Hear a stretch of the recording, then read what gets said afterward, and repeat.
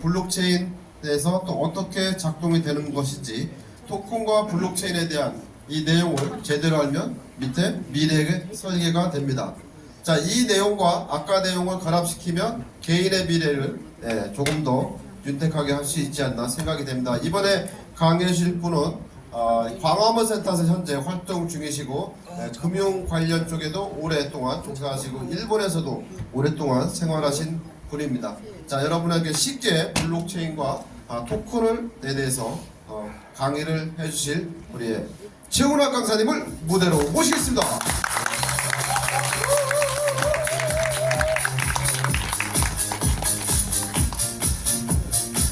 안녕하십니까. 광화문센터 최문학 인사드리겠습니다.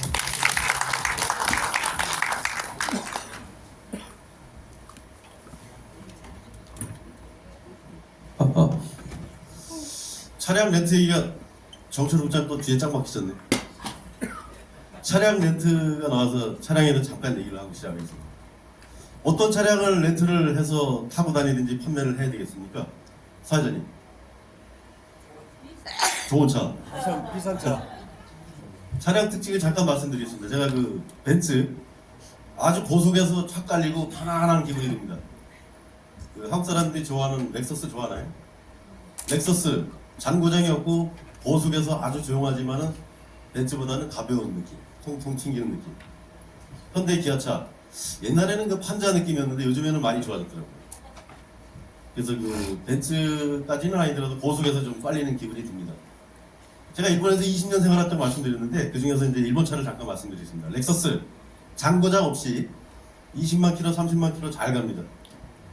그다음에 혼다차 차량이 낮게 설계되어 있어서 연비가 아주 좋습니다. 그다음에 여기 한국에 뭐 알티마라든지 닛산 계열의 자동차들이 있는데 닛산차 2차 세계대전 전투기 기술자들이 내려와서 만든 차라서 파워가 좋아요. 힘이 좋아요. 그래서 일본 젊은이들이 그 엔진 파워가 좋은 닛산 차를 많이 사는데 문제는 연비가 안 좋은 그런 특징이 있습니다. 알티마라든지 아니면 그 삼성 계열이 아마 그런 쪽이 아닐까. 삼성 자동차가 옛날에 닛산 자동차의 기술을 그대로 했기 때문에 그럴 거라고 생각이 듭니다. 차량은 잠깐 말씀드렸는데 요 블록체인에 대해서 자꾸 말씀하셔가지고 지금 제가 준비를 하는데 솔직히 제가 여기에 뭐 그렇게 전문가도 아닌데 자꾸 하라 그러니까 이제 마른 수건을 막 쥐어짜는 느낌입니다. 이거 자료를 준비하는데. 자, 그래서 그 제 경험을 토대로 해서 한번 잠깐 시작을 해보도록 하겠습니다. 제가 일본 생활 20년을 했는데 그 겨울연가 흐유노 소나타 그 히트를 치면서 거기 그 한류가 히트를 치기 시작했죠. 그럴 때 그 거기에 관련한 그 판권을 방송국에서 사다가 그거를 DVD 제작한다든지 텔레비 방송권을 팔면서 먹고 살았는데 한 8년간은 잘 먹고 살았죠. 그랬을 때 그 이쪽 주머니에 200만 원, 2천만 원, 4천만 원 정도를 항상 들고 다녔어요. 왜? 일본은 카드를 잘 안 받아줘요. 그리고 내가 작품을 사는 바이어의 입장인데도 바이어가 을이고 방송국 PD 파는 사람들이 갑이에요. 그러니까 그 사람들 오면 일본에 클럽을 가서 접대를 자꾸 해줘야지 좋은 작품을 살 수 있었습니다. 참 뭐 같은 그러죠. 일본 클럽이 크라브죠. 일본말로 크라브. 근데 우리 구락부라는 한자를 씁니다. 구락부라는 한자를 쓰면서 크라브라고 발음하고 우리는 클럽이라고 얘기를 하는 거죠. 거기에 가서 방송국 PD들을 가지고서 접대를 해야지 좋은 작품들을 뭐 당시에 유시원이라든지 조현재인가 그런 사람들 항상 뜨는 그 사천왕이라고 있었죠. 그런 사람들의 작품을 저희가 사가지고서 일본에 판매를 하면서 잘 먹고 잘 살았던 데가 있었죠. 자, 제가 왜 이런 말씀을 드리느냐, 우리가 웹 3.0 시대 블록체인 세계 살면서 앞으로 사라질 직업들, 사라지지 않을 직업들이 많이 있을 겁니다. 그거를 제 경험을 토대로 해서 설명을 드리는데 2013년 경이었습니다. 그때 고등학교 때 우리 저 광화문 센터 이만기 씨를 제가 영어 과외도 하고 뭐 본인은 뭐 영어 과외는 받은 기억이 없고 술만 얻어먹었다고 그래요. 그거를 하면서 잠깐 헤어졌다가 2012년도에 서울에 잠깐 와서 잠깐 만났다가 돌아가서 2013년도에 제가 쫄딱 망했어요. 근데 평일에도 일요일에도 아침부터 저녁까지 그렇게 전화가 울리고 그러던 사람이 평일이 되는데도 한 통도 전화가 없어요. 그런 거를 제가 실감을 했습니다. 아, 내가 이 어깨에서 견장 떨어지고 나니까 사람들이 연락이 안 오는구나. 당시에 그 5km를 김성태 PD 5km를 걸어가면 빨리 걸으면 얼마나 걸리겠습니까? 걸어서 5km를 평상 속도로 하면 약 1시간 걸립니다. 우리 여성분들은 약 1시간 10분에서 1시간 20분. 근데 제가 빨리 걸으면 40분, 35분 이렇게 주파합니다. 그거 5km의 3배, 15km를 1년 반 동안 제가 걸어서 출퇴근을 한 적이 있습니다. 그 출퇴근한 사무실은 물론 남의 사무실이고요. 제 사무실이 아니었고. 그렇게 해서 1년 반 동안을 생활하면서 바로 이맘때였는데 막 더워지기 시작할 때 돈이 없으니까 그렇게 걸어 다니면서 먹을 맥주를 왜 이렇게 마시고 싶은지 어제는 많이 마셨는데 공원에 그 수돗물들이 잘 나와요. 수돗물을 막 퍼먹고 그랬었어요, 제가 당시에. 그 생활을 1년 반을 했습니다. 그러면서 절대로 제가 자살할 생각은 안 했어요. 이를 악물고 다시 일어나야지, 다시 일어나야지. 그래서 오늘날 제가 오늘 이 자리에 다시 서가지고서 여러분들한테 몇 번에 걸쳐서 이런 블록체인도 말씀드리고 이렇게 할 수 있었던 것 같습니다. 제가 처음 심상철 교수님 했을 때 당신 뭘 잘하시오? 이렇게 물어보시길래 전 분식을 잘한다 했더니 심상철 교수님이 분식점 하다 왔어요? 이러시더라고요. 그 코스메틱 어카운팅이라고 있습니다. 분식 회계죠. 분식 회계. 지금 그 너무 한국에서는 리얼타임으로 홈택스하고 연결이 잘 돼 있어서 어떤 분식을 하기가 참 어려운 구조가 돼 있습니다. 아주 투명하게 돼 있죠. 그 세무서에서 봤을 때, 국세청에서 봤을 때. 그런데 일본은 아직까지도 제가 떠나올 때까지만 하더라도 손으로 이렇게 그 세무사 써서 회계사 써서 결산을 하고 기장을 하고 이런 그 체계였고 우리 홈택스처럼 리얼타임으로 부가세를 뭐 신고한다 이런 게 없었어요. 그래서 일본에 제가 알기로 약 90%의 중소기업이 일부러 그 뻥튀기를 해요. 분식을 해요. 매출을 띄운다든지 이익을 띄워서 은행에서 대출을 땡겨서 돈 몇 경화에 안 걸리고 해야지 중소기업이 살아나고 있어요. 흑자인데 현금, 캐시플로우가 안 돌아가요. 그래서 흑자를 일부러 신고를 하고 세금을 내고 은행에서 돈 땡겨가지고서 중소기업을 불리는 그런 식의 패턴이 약 90% 정도가 진행이 되고 있습니다. 아마 한국에도 아마 그럴 거라고 생각이 되는데 근데 제가 왜 이런 말씀 드리냐면 그 분식회계에 제가 일본에 상당히 일조를 많이 했습니다. 저 한국 놈이 와가지고서 제가 뭘 할 수 있겠냐 라고 했는데 어떻게 운이 좋아서 소개를 잘 받아서 그런 분식회계를 이 기업 저 기업을 많이 다녀서 많이 했습니다. 그래서 은행에서 한국 돈으로 약 1조 정도 가까운 돈을 제가 땡긴 그 사실이 있습니다. 은행에서 미쯔비시 도쿄 FJ 있고 그때 거기서 그 제가 많이 느꼈던 게 뭐냐면은 이게 진짜 그 우리 요즘에 여러분들 그 돈 맥경화 하는데 뭐 법하는 사람도 법맥경화 이런 말을 쓰더라고요. 기업도 마찬가지입니다. 캐시플로우 흑자 도산 나는 기업들이 많이 있죠. 돈이 안 돌아가면은 도산이 나게 됩니다. 그래서 제가 그거를 막는데 일본에서 상당히 일조를 많이 했었습니다. 주로 한인 기업에 포함되고 그다음에 일본의 중소 중견기업 중에서 우리 한국 사람의 뛰어난 머리를 필요로 하는데 제가 일조를 해가지고서 그렇게 한 경험이 있습니다. 그러나 그런 분식 회계 그런 거는 향후에 계속 있을 수가 없습니다. 왜? 한국에 지금 와서 보니까 홈택스에 부가세라든지 리얼타임으로 들어가고 매월 신고하니까 아주 이걸 하기가 아주 어렵습니다. 제가 어떻게 그거 가지고 또 먹고 살려고 와서 머리에 써보니까 이게 안 되더라고요. 리얼타임으로 해가지고 절대 있을 수가 없습니다. 그래서 지금부터 앞으로 우리가 뭘 어떻게 해야 되는지 그걸 살펴보고서 여러분들의 미래 설계를 그를 통해서 잘 파악을 하셨으면 하는 바람입니다. 잠깐 이걸 시청을 하겠습니다. 영국 옥스퍼드 대학의 마이클 오스본 교수가 700여 개의 직업을 분석했습니다. 그 결과가 아주 충격적입니다. 이것이 바로 20년 안에 사라질 여러분의 직업입니다. 좀 전에 살펴본 약사가 먼저 눈에 띄는데요. 의사, 판사, 변호사, 우리가 선망하는 일자리죠. 그 일자리도 사라집니다. 20년 안에 700여 개의 일자리 중 약 절반이 사라진다고 합니다. 여기 요리사도 있네요. 일본에선 초밥 기계 때문에 요리사가 사라지고 있었는데요. 정말 요리사라는 일자리가 사라질까요? 요리사가 사라질 확률은 96%입니다. 지금 요리사들이 최고 대세에 있단 말이죠. 매년 응시생만 10,000명이 넘는 최고 인기 직업 뭔지 아십니까? 회계사입니다. 회계사는 어떨까요? 94%입니다. 실제로 현재 회계와 같은 업무는 상당 부분이 자동화되고 있습니다. 와, 정말 요리사, 약사, 회계사까지 이게 이 직업들이 다 없어진다니 말도 안 돼라는 생각을 했습니다.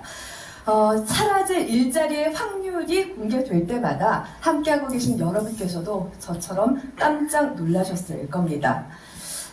저는 이 빅데이터가 공개되었을 때 저의 눈길을 가장 크게 사로잡았던 것은 내음절의 아나운서라는 단어였습니다. 교수님, 네. 아나운서도 없어질 수 있나요?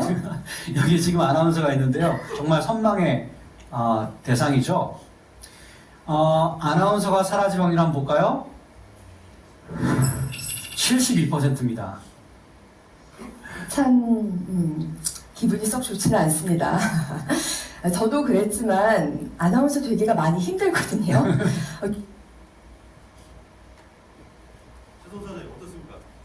잘 봤습니다. 잘 보셨죠? 자, 회계사 지금 인기 직종이라고 보는데요. 저희 아들님도 경영학과 출신으로서 회계사 공부를 한 반년인가 한 것 같은 제가 여러 가지 이유로 하지 말라고 그랬는데 그 중에 하나가 그 이유였습니다. 지금부터 향후 10년 후, 20년 후에는 아마 그 직업은 없어질 거라고 봅니다. 아까 말씀드렸듯 일본에서 제가 분식 회계를 많이 했지만 한국에 와서 그런 여지가 파고들 여지가 없더라고요. 그래서 저 직업도 세무사도 없어질 거라고 봅니다. 자, 그러면은 사라지지 않을 직업들을 보겠습니다. 조각가, 사진작가, 우리 박방용 화배님 같은 분, 무용가, 예술가, 가수, 헬스 트레이너, 레크레이션 테라피스트, 시계 수리공, 전문 수리공, 치과 의사, 치기공사, 사회복지사, 반려견 의사, 반려견 미용사, 소방관, 성직자, 전문 여행 기획자, 전문 청소업자, 과학자, 인공지능 전문가 이렇습니다. 자, 여기에 공통점이 있습니다. 대부분 다 창의성이 있습니다. 창의성. 그 다음에 사람들을 힐링시켜주는 그런 직업들, 이런 것들은 향후 10년, 20년 이내에 없어지지 않고 오히려 활성화가 될 거라고 봅니다. 그 중에 여기 치기공사 있죠? 우리 김기성 사장님 옛날 치기공사 하셨는데 상당히 로봇가 AI가 할 수 없는 그 아주 섬세한 부분들이 있습니다. 그 다음에 요즘에 한일 가왕전 할 때 그 전유진 뜨고 있죠. 전유진이 고등학교 3학년이라는데 어저께인가 그저께 900억짜리 계약을 맺었다고. 그 얘기 듣고 제가 자괴감이 들어가지고서 어떻게 이거를 빨리 해야 될까라는 생각이 들었습니다. 자, 이렇게 사라지지 않을 일자리가 있는데 그 중에 제일 중요한 게 뭡니까? 다음에 이겁니다. 우리가 지금 여러분들이 활동들을 많이 하고 계시는데 이거 우리가 어떻게 하느냐에 따라서 이게 절대 사라지지 않을 그 가능성이 있다라는 거는 우리들이 어떻게 만들어가는가에 따라서 달려있다고 봅니다. 자, 이렇게 해서 그 세상이 자꾸 변화되고 있죠. 사라지는 직업, 사라지지 않는 직업. 여길 때 우리가 주도적으로 자세도 중요하게 가져야 되고 노력도 많이 해야 되는데 지금 스마트폰 시대죠. 지금부터 향후 10년 후에는 스마트 글래스 시대가 올 거라고 예상을 합니다. 스마트폰이 없어지고 안경에다가 내 의지만 담으면 모든 걸 볼 수 있고 기획도 할 수 있고 지금 스마트폰 기능을 대부분 글래스로, 안경으로 할 수 있는 그런 시대가 올 거라고 합니다. 자, 이 세상에서 이런 것들이 있어요. 예를 들면 스마트폰 카메라로 메뉴표를 이렇게 자동 번역을 해줍니다. 세계 어느 나라를 가더라도 내 스마트폰, 갤럭시폰에 여러분들 갤럭시폰에 이 기능이 다 있습니다. 갖다 들이대면은 이게 이렇게 번역이 돼서 나옵니다. 이 집이 어디냐면 종로 3가의 영춘옥이라고 85년 된 가게입니다. 대부분 그 돼지 감자 뼈는 많이 파는데 소 뼈다귀 파는 데는 없어요. 여기가 소 뼈다귀에서 아주 맛있는 역사적인 집인데 제가 한번 대봤어요. 그랬더니 이게 나오더라고요. 꼬리곰탕, 테일곰탕이래요. 곰탕, 베어탕이래, 베어. 근데 거기 모든 고기는 호주산입니다. 쌀, 배추, 무, 고기, 고춧가루는 국산입니다. 여기 이거는 제대로 번역이 됐더라고요. 자, 이 기술은 발달된 거고, 심지어 아까 그 사라지는 직업에서 사라지지 않을 직업 뭐냐?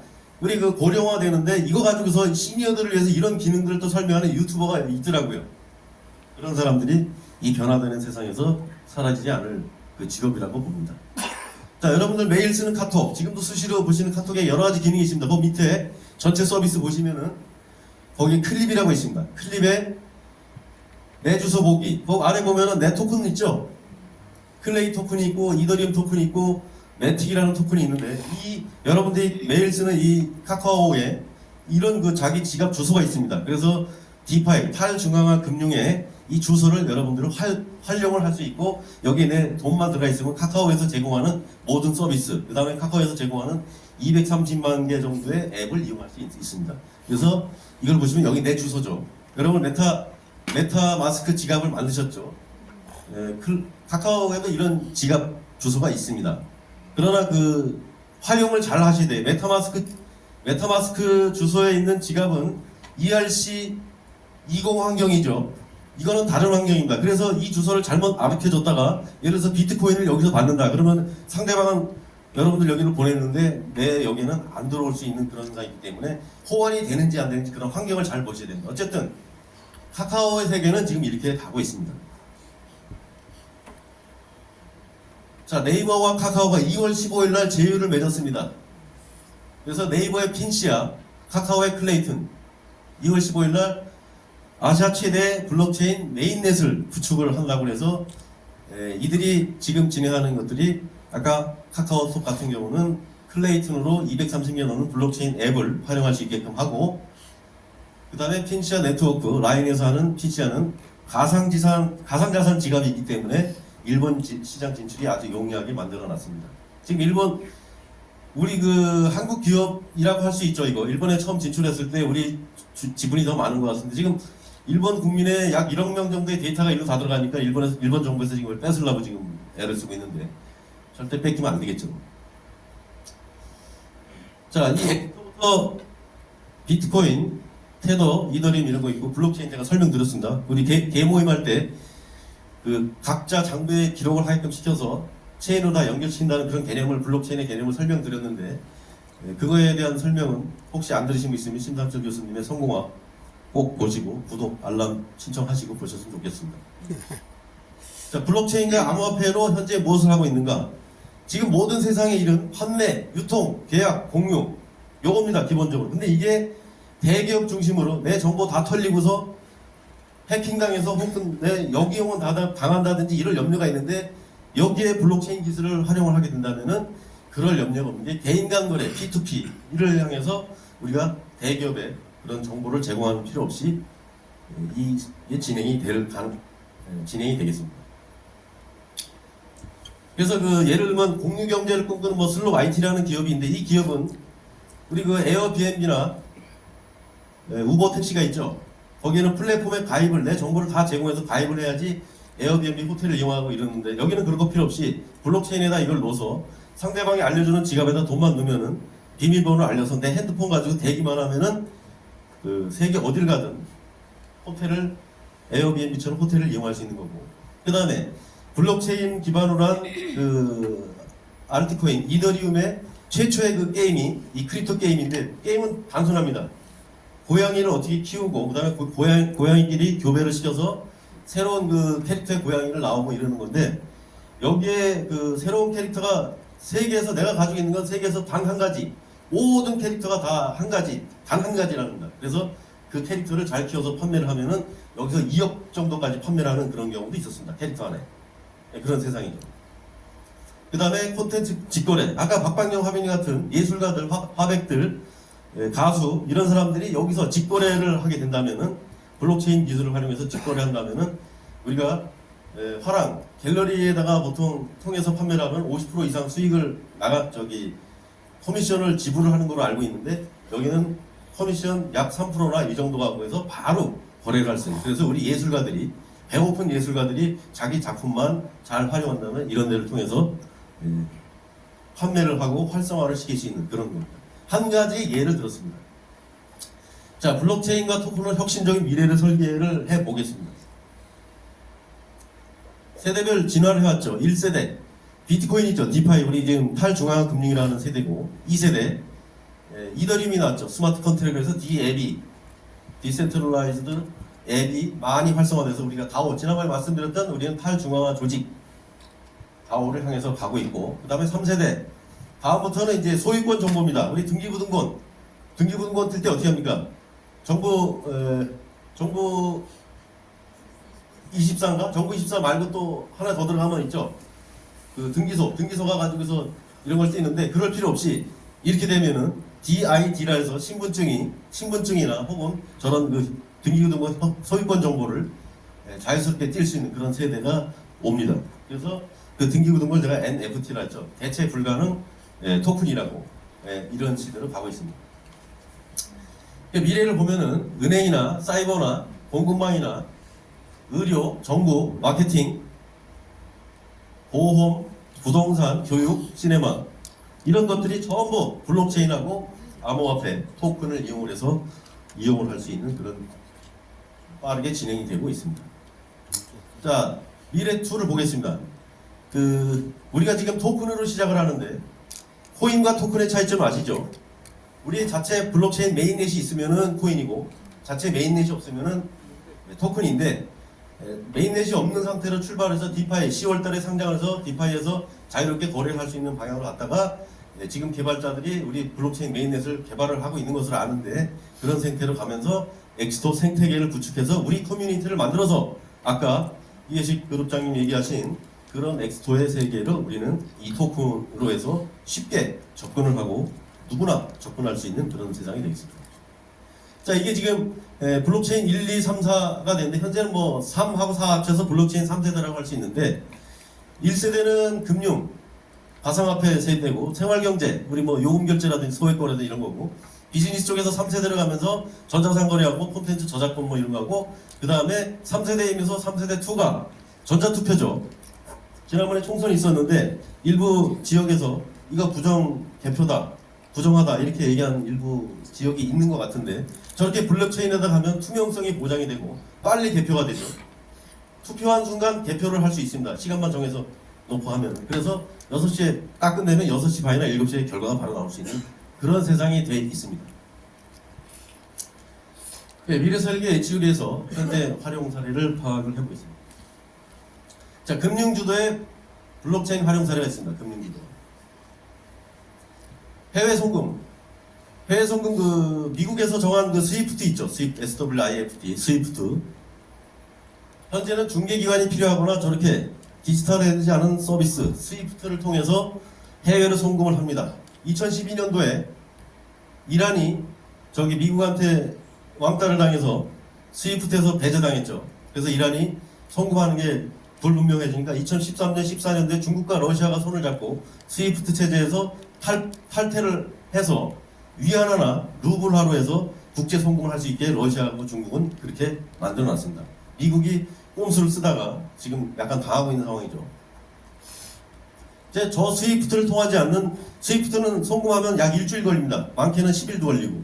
그런데 CBW 은행이라고, 여기는 블록체인을 해서 미국하고 유럽판에 자체 개발한 결제 프로토콜로 해서 바로 실시간으로 송금합니다. 그 다음에 나스닥, 주식 거래하신 분 아시겠지만, 주식을 사고 주식을 팔 때 내 그 대금이 바로 결제가 되지 않죠. 3일 동안 묶어놓죠. 예탁 결제에 맡고 있죠. 왜?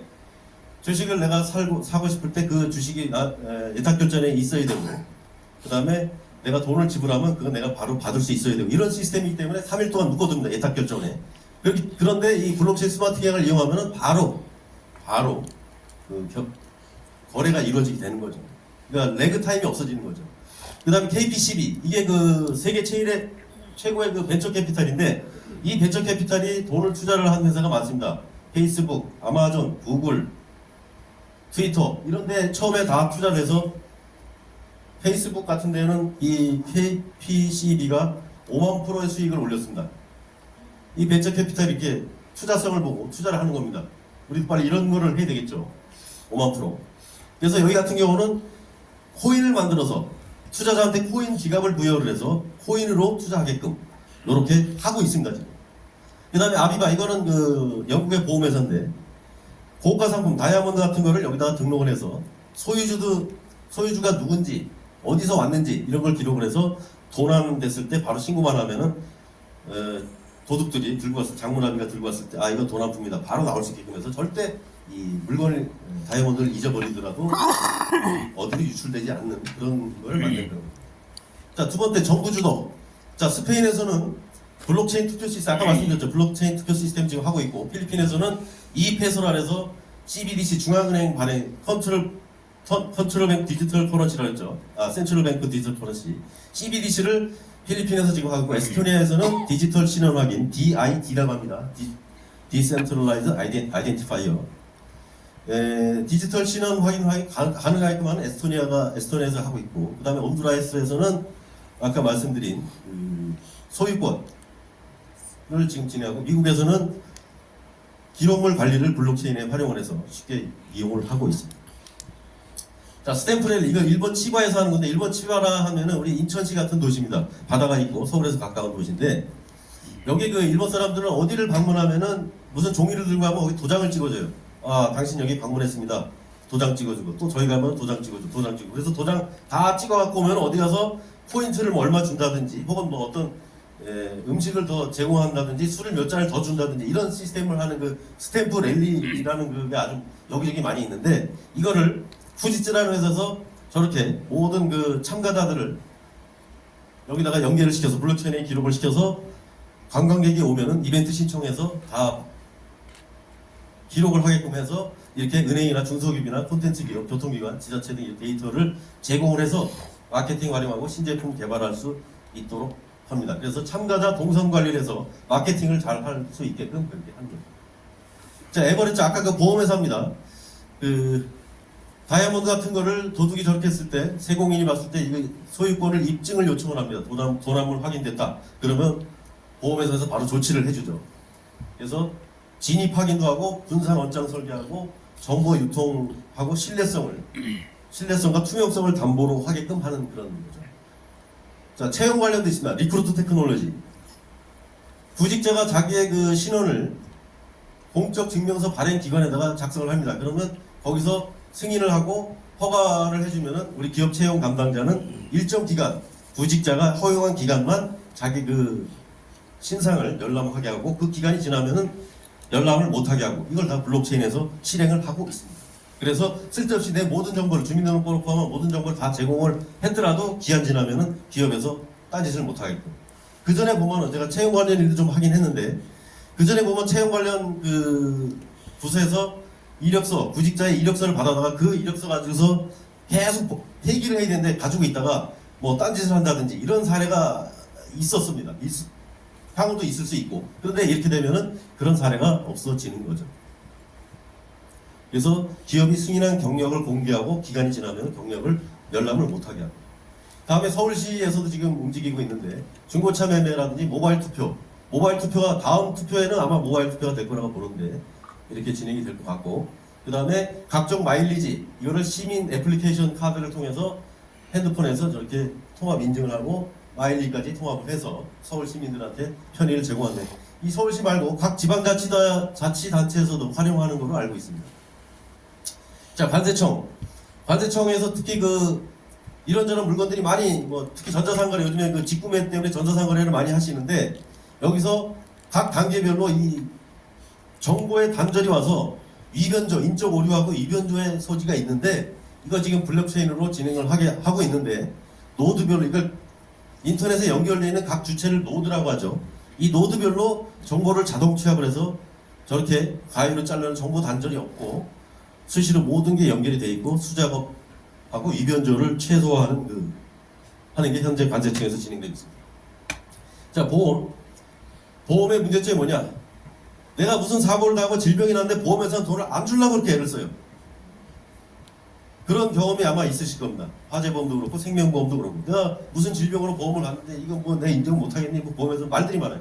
자, 그런데 저렇게 환자가 병원비를 수납을 하면 병원에서 바로 그 리얼타임으로 증명서 영수증을 전송하고 보험사에서는 블록체인에 기록된 그 기록을 보고서 보험금을 자동적으로 지급을 하게 됩니다. 그게 현재 진행되고 있고요. 특히 네덜란드 같은 데서는 저게 아주 산모들을 경우에 산모가 출산했을 때 바로 지급할 수 있게끔 블록체인의 기술이 아주 활성화되어 있습니다. 자, 우리나라도 그렇게 진행되고 있고요. 그 다음에 블록체인 기반 전자계약서. 기존에는 어떤 회사가 계약을 하면은 공중기관 가서 일일이 그 비싼 공중료 내고 공증서 쓰고 이렇게 해서 아주 복잡했습니다. 개인도 마찬가지죠. 누구한테 돈 빌려줬는데 공증서 써서 나는 이제 안심하겠지. 그런데 공증서 써줬는데 돈 못 받은 케이스 많으시죠? 우리 김구 대표님도 한 6억인가 7억 못 받으셨는데. 자, 이게 그럴 필요 없이 지금은 공증서를 쓰는데 이렇게 바로 블록체인 기술을 하면 법무법인하고 우리 회사하고 바로 리얼타임으로 공증이 하게 되게 돼 있습니다. 이게 반복적인 공증 업무를 발생하는 걸 막을 수 있고 업무 효율화를 꾀할 수 있고 계약서 이변조를 막을 수 있고 높은 검증료를 절약할 수 있는 이런 세대가 되어 있습니다. 자, 미래 설계를 해보겠습니다. 자, X축에는 이거 X축이라고 합니다. 현실 경제가 있고 그 다음에 가상 경제, 텐저블하고 인텐저블. 텐저블은 뭐 만질 수 있고 인텐저블은 만질 수 없는 이런 거. Y축을 보겠습니다. 좀 어려울 수 있겠는데 우리 X축, Y축이 아니라 갑자기 옛날 수학 시간 느낌인데 Y축에는 대체 가능과 넌 펀저블 대체 불가의 세계입니다. 자, 현재 리얼 현실 세계에서는 법정 통화가 있죠. 우리 원화나 달러나 그 다음에 유가증권들이 있죠. 증권, 상품권. 그 다음에 부동산, 실물, 예술품. 자, 부동산하고 실물, 예술품 제가 전번에 말씀드린 토큰 증권, 리얼 월드에서 RWA 이런 거 말씀드렸죠. 이런 게 대체 불가의 상황이고 그 다음에 유가증권 같은 건 상품에 따라서 경우에 따라서 대체 가능할 수 있고 대체 불가할 수도. 그러나 이거는 리얼 세계죠. 현실 경제. 자, 가상 경제 암호 통화죠. 엑스토, 비트코인, 이더리움. 그 다음에 대체 불가. 가상 경제이면서 대체 불가. 메타버스나 NFT 콘텐츠가 있죠. 이런 것들. 그 다음에 지적재산 것도 유가증권하고 마찬가지로 경우에 따라서는 대체 가능하고 대체 불가하고 있습니다. 그 다음에 이게 혼합된 게 있죠. 아까 중앙은행 그 디지털 화폐, 센트럴뱅크 디지털 커런시나 DID, 디지털 신원증명, NTT, 양도 불가 그 토큰이죠. 양도 불가 토큰. 양도 불가 토큰이 뭐냐? 나의 경험을 토큰으로 만드는 거예요. 나의 경험을 토큰으로 만들기 때문에 나의 경험을 누구한테 어떻게 양도할 수 없는 그런 토큰입니다. 그런 것들이 혼합세계에서 있고, 그 다음에 요게 토큰화 시킨다든지 아니면은 증권화, 유동화 시키는 거죠. 증권화, 유동화. 향후는 저렇게 토큰화와 증권화, 유동화로 가고 있습니다. 그래서 제가 말씀드린 STO 혹은 RWA 세계가 지금 이렇게 가고 있는 겁니다. 자, 구조를 보면은 종속경제에서 공유경제하죠. 공유경제, 쉐어링 이코노미. 지금 아까 그 렌트카도 그렇고 그 다음에 우리 아까 그 호텔도 그렇고 내가 돈만 지불하면 비밀번호만 받아 얻어서 이렇게 바로 공유경제, 쉐어링 이코노미 세계로 가고 있고요.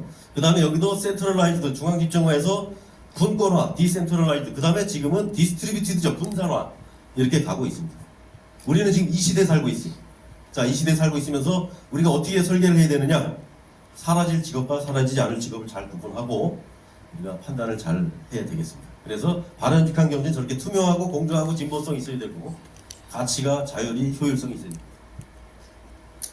자, 우리들의 미래 설계 ETS 아까 다 보셨죠? 자, 토큰에는 크게 네 가지가 있습니다. 아까 STO나 RWA 리얼 월드 에셋, 그 다음에 STO 세큐리티 토큰 오퍼링 이런 세 개가 있습니다. 2030년도에 RWA 시장은 약 한국 돈으로 2.1이라고 말씀드렸습니다. 그 다음에 유틸리티 토큰, 어떤 커뮤니티에서 활용할 수 있는 토큰이죠. SPS 활용할 수 있는 토큰, 엑스토 토큰입니다. SPS에서 활용할 수 있는 토큰, 엑스토 토큰. 그 다음에 그 엑스토 토큰 가지고서 페이먼트, 결제도 할 수 있죠. 그 다음에 리워드, 보상도 할 수 있죠. 이게 우리의 엑스토 토큰입니다. 이거를 RWA는 조금 시간이 뒤로 나갔을 때 엑스토가 이렇게 그렇게 나아가야 되는 방향이라고 보는데 당장 2, 3, 4번은 우리가 엑스토 가지고서 실현할 수 있는 바로 요겁니다. 자, ETS, 엑스토 토탈 솔루션이라는 법인이죠. 렌트 사업부, 뭐 여행 사업 다 아시고, 골프 회원권, 보험 사업부. 자, 이게 지금 현재는 4개의 카테고리의 그 엑스토 ETS의 사업 배후가 있지만 향후에는 이렇다고 봅니다. 미술 등 예술, 부동산, 교육, 헬스, 뷰티, 반려견, 반려묘 이 사업이 지금 시장이 엄청 크고 있습니다. 음악, 그 다음 기타. 우리 엑스토 가지고 아까 유틸리티 토큰이요, 페이먼트 토큰이요, 리워드 토큰이요. 이런 토큰이 개념이 되기 때문에 우리가 이거 가지고서 우리 커뮤니티, SPS 커뮤니티를 잘 만들면 그 엑스토 토큰 가지고서 이런 모든 거를 우리가 할 수 있고 나아가 발전시켜서 그 세계 자산 운용 1위의 블랙록이라는 회사가 예측하는 2030년에 2개원 시장 되는 RWA 시장에 우리 엑스토도 진입을 해서 활용이 우리 한국뿐만이 아니라 전 세계에서 판매를 할 수 있는 계기를 우리 스스로 만들어야 할 거라고 봅니다. 자, 이 그림이 좋아 보이죠? 김성태 대표님. 졸고 계세요? 그림 좋아 보이죠? 이게 이겁니다. 드림 소사이어티. 좋아 보입니다. 여기. 드림 소사이어티인데, 자, SPS 드림 그룹이죠. 엑스토 생태계를 활용한. 그림 이쁘죠? 자, 미래학자 짐 네이터라는 사람이 있습니다. 정보와 사회 다음에는 상상력과 이야기가 경제의 원동력이 되는 드림 소사이어티라는 해일이 몰려옵니다. 상상력과 이야기. 자, 그러면은 우리는 우리만의 창의성 많죠, 여러분. 문화, 우리만의 창의성으로 문화, 스토리, 꿈을 판매를 해서 100만인의 행복을 달성을 해야 합니다. 자, 똑같은 물건이 있더라도 스토리가 들어간 물건, 스토리가 안 들어간 물건. 여기 물병이 있는데 앞전에 BTS 뭐 하니까 여러분들 막 손 들고 받아가려고 했죠? 여기 물병에다가 전유진 사인 들어가면 이거 값어치 올라가겠죠? 똑같은 물병인데 마찬가지입니다. 요즘 세상에서는 단순하게 물건 좋아서 잘 팔리는 세대가 아닙니다. 똑같은 우리 FX, 우리 덱스터를 판매를 하더라도 우리는 어떻게 된다? 우리 문화, 스토리, 꿈을 거기다가 엑스터에다 집어넣어서 판매를 해야 가치가 10배가 되고 100배가 돼서 더 잘 팔 수 있는 계기가 될 거라고 봅니다. 네, 지난번에 구호를 안 내고 끝내기 좀 섭섭했는데 오늘 구호를 하고 끝내겠습니다. 제가 드림 그러면 여러분 포레버 이렇게 하겠습니다. 구호 준비하면 얍 하겠습니다. 구호 준비! 드림! 포레버!